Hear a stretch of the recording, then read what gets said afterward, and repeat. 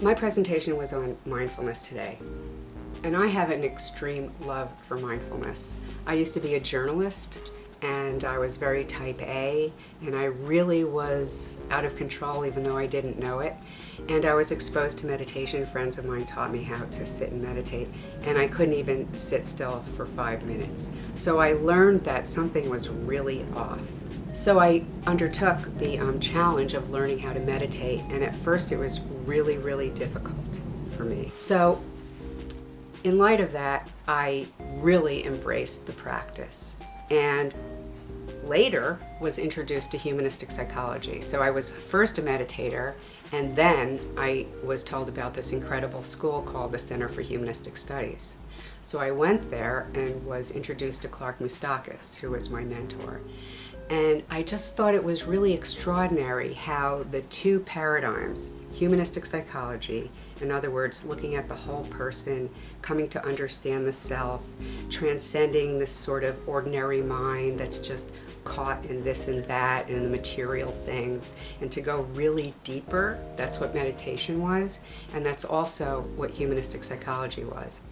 And as psychotherapists, our main goal is to, in a very profound way, be with the client. But we cannot do that until we first learn how to be with ourselves. Humanistic psychology asks us to look inside and find out who we are, to value ourselves as whole beings, and then therefore to value the client as a whole being. But it must start with us. Mindfulness is a lifestyle, and humanistic psychology is a lifestyle, in that we're humans. And if we can learn how to fully inhabit our humanness, embrace ourselves, have self-compassion, and be resilient in the face of life as it happens, then I think that we can live successful and full lives. If you go back to Abraham Maslow and Carl Rogers and Bugenthal, all of our founding fathers and mothers in humanistic psychology are somehow touched by this philosophy from the East, which doesn't look at problems as pathology, but looks at life as existential, as existence. One thing that's very interesting is that we never stop to really examine the mind. We're not taught about that in this culture. So what was always so shocking to me is we worry about what's going on in here, and we worry about what's going on out there, but we never consider the mediator. What is it that interprets out there? What interprets in here? It's the mind.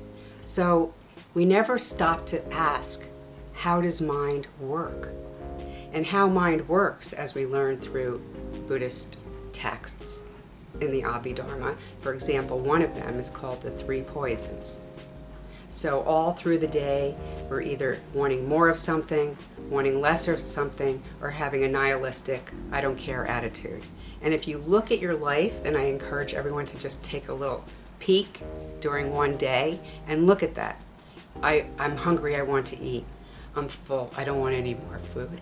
I really like Jane, I wish he'd call me back. Joe, he's so mean all the time. Whatever.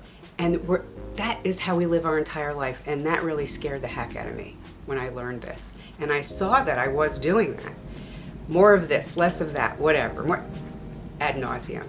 And what mindfulness teaches us is how to transcend that by being present in the moment, which we so very rarely are. We get excited and afraid, which stimulates the amygdala at the back of our brain, the reptilian part. We lose touch with our prefrontal cortex, which is executive functioning, which is our wisdom. So it really behooves us to quiet ourselves, to learn how to be in silence, so we can more activate the prefrontal cortex and soothe the amygdala. I think that humanistic psychology has a similar approach in that it's a very quiet way of being. It's very present, it's caring, there's tenderness and kindness, there's a sense of being with in the way that meditation helps us be with ourselves. And by our being with the client as humanistic psychologists in this way, the client then learns how to be that way for and with themselves. and with everyone else in their life. So I think the two of them are just so incredibly alike and have so many similar values and themes that they are beautiful together. And in fact, I do believe that humanistic psychology grew out of this Eastern notion of wholeness, of self-compassion, of empathy.